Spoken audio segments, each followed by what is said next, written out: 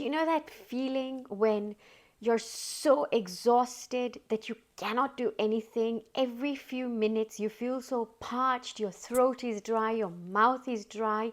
You're so tired that you cannot even muster the strength to move off of your couch to the toilet to attend to natural basic needs.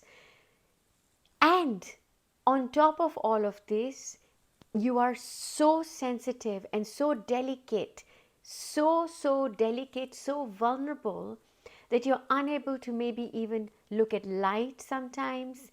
Sounds become a bit too loud. You're hypersensitive. Your sensitivity is out of the roof at the moment. And in this state, you don't know what to do but lie there. And now, as you lie there, there are also these movements that are happening within your body. You're feeling certain sensations.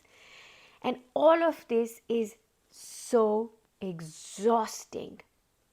Now, if you're somebody who has experienced or is going through a spontaneous awakening and you have not had any form of teaching, or you're not subscribed to, or you don't follow any teachings or a teacher or a guide, and neither do you have any form of support, whether that is through family or friends, you may go through an even longer period of exhaustion, right?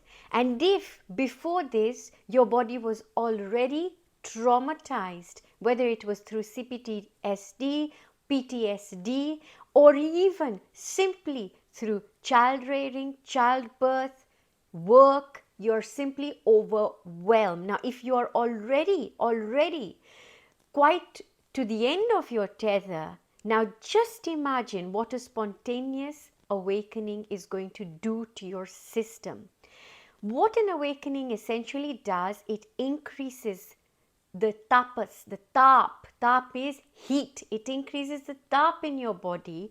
Heat meaning we need fire to extinguish something, to bring it down to ashes, to destroy something. That fire that is created destroys all of conditioned existence, and it removes everything that we can't handle. It also creates in us a state that is like having a fever, a feverish state. And some of you might experience heat. You're not hot, but you're not even hot to touch. Some of us might be, but some of us might feel a heat that is under the skin that you can't bear it. You want to scratch it, but you don't know what to do, but you just feel this kind of tap. It's a heat. It's like having hot flashes. Now imagine you're going through all of this. You are so exhausted. Exhaustion, what does exhaustion tell us? That we need to rest. Yeah? During a period of exhaustion, the one thing that you really would benefit from is a lot of rest. And that is not that you're just lying down and doing nothing, but active rest, which is that you're giving your senses a rest. Your 5 senses are at a rest. You're keeping them as flat as possible.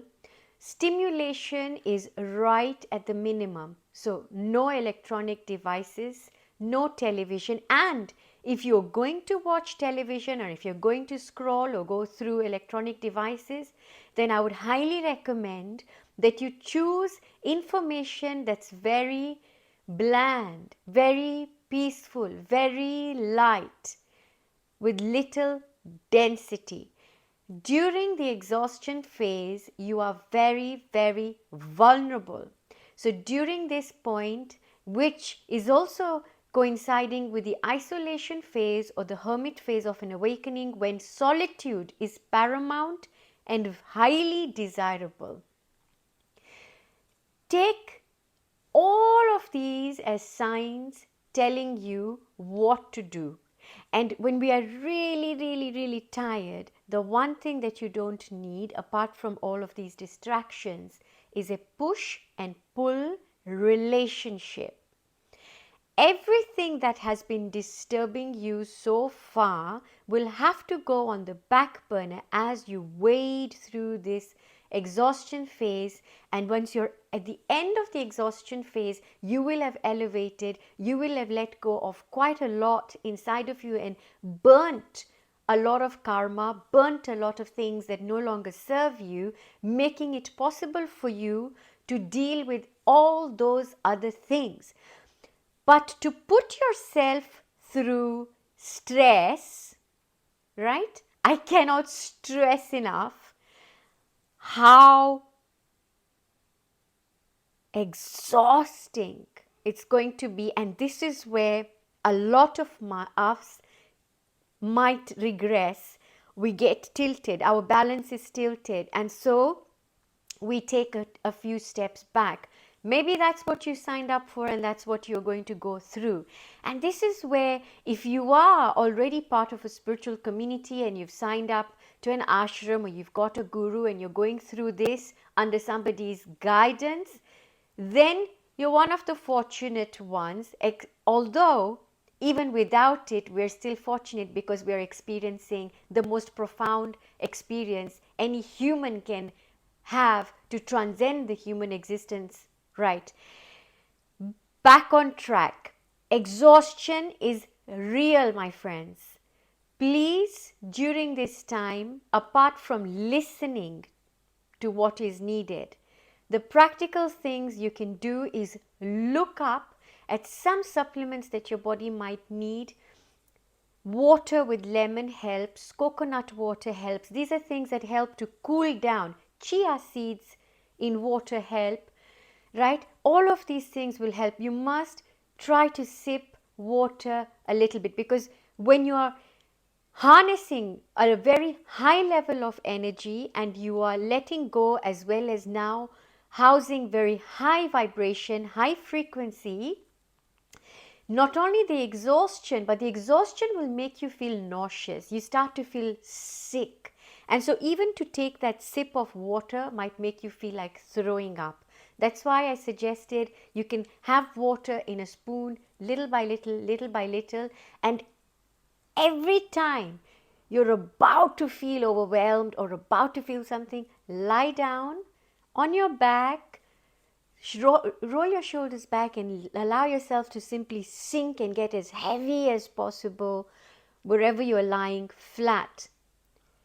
I have found lying flat on a floor, on a hard floor, have served me well, and if possible, for that to be in nature. If it's not going to be in the house, it can be outside in your garden or wherever you can get there. We have lots of parks everywhere, lots of greenery. If not, make nature your backbone. Exhaustion is there, but it's not going to last forever. You will get through it, and you can get through this. Please look after yourself.